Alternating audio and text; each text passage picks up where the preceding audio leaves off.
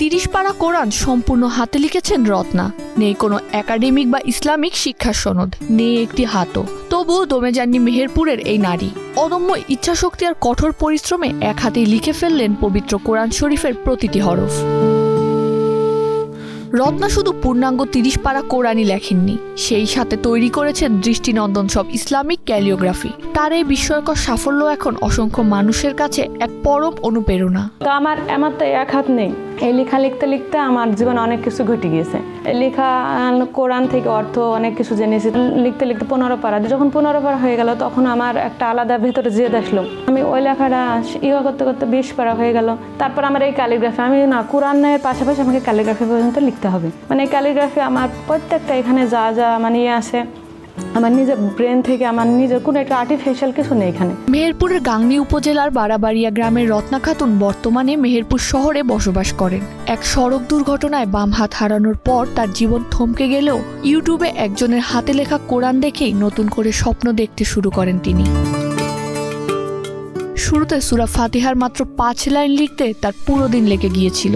লিখতে গিয়ে 160টির বেশি কলম খরচ হয়েছে তার। মাঝে বাবার মৃত্যুতে 2 মাস কাজ বন্ধ থাকলেও 6 মাসের মাথায় যখন 30 পারা কোরআন লেখা শেষ করেন, তখন আবেগে চোখে পানি ধরে রাখতে পারেননি বলে জানান এই অদম্য নারী। সূরা ফাতিহা লিখতে সারা দিন লেগেছে, মানে শুধু 5টা লাইন লিখতে। ফার্স্ট যেদিন লিখি আমার কলম লেগেছে প্রায় মনে করেন 160 প্লাস।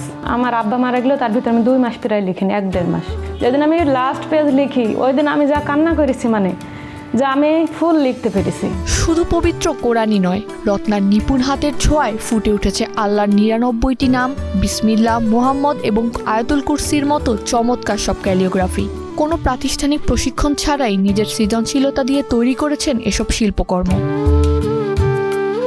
রত্নার স্বপ্ন এখন আকাশ ছোঁয়া। তিনি বিশ্বের সেরা 100 জন ক্যালিওগ্রাফারের একজন হয়ে নিজের কাজ সৌদি আরবের মিউজিয়ামে রাখতে চান। এছাড়া তার ইচ্ছা একবার পবিত্র উমরা হজ পালন করা। রত্নার এই অসাধ্য সাধনে গর্বিত তার পরিবার ও এলাকাবাসী। খালামণি কিন্তু অনেক সুন্দরই লিখতো, আমিও দেখতাম। আমার বান্ধবীদের বলে আমার খালামণি পুরো কোরআন লিখে ফেলেছে, কিন্তু কেউ বিশ্বাস করে না, কারণ এত বড় কোরআন মানে কি করে লিখবে। আলহামদুলিল্লাহ যে উনি লেখাটা মানে কমপ্লিট করে ফেলছে, আমরা অনেক খুশি। লেখা অনেক সুন্দর হয়েছে, সবাই দেখে, মোবাইলে মানে ভিডিও করা আছে ওগুলোতে দেখে। আমার ইচ্ছা আমার এই কোরআনটা আমি ওই সৌদির মিউজিয়ামে রাখবো, 1 হ্যান্ডেড রাইটার বলে লিখে দেবো যে 1 হাত দিয়ে লিখেছে। লাস্ট হয়েছে বলতে আমার উমরায় যাবো, মানে এটা আমার একটা মানে স্বপ্নর বলতে অধিক স্বপ্ন।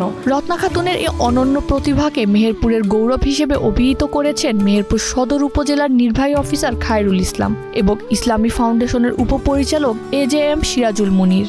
এমনকি রত্নাকে সব ধরনের সহযোগিতার আশ্বাসও দেন তারা। আমরা এগুলো ঢাকা শহরে সাধারণত দেখতে পাই, কিন্তু আমাদের গ্রামে বা পেরিফেরিতে মেয়ের করছে, তাকে আমরা অনন্য সফলতার জন্য আমরা মোবারকবাদ জানাচ্ছি এবং ভবিষ্যতেও আমরা তার সফলতা কামনা করতেছি, যেন উত্তরোত্তর তার এই ক্যালিগ্রাফিতে তার সফলতা এবং দক্ষতা বৃদ্ধি পায়।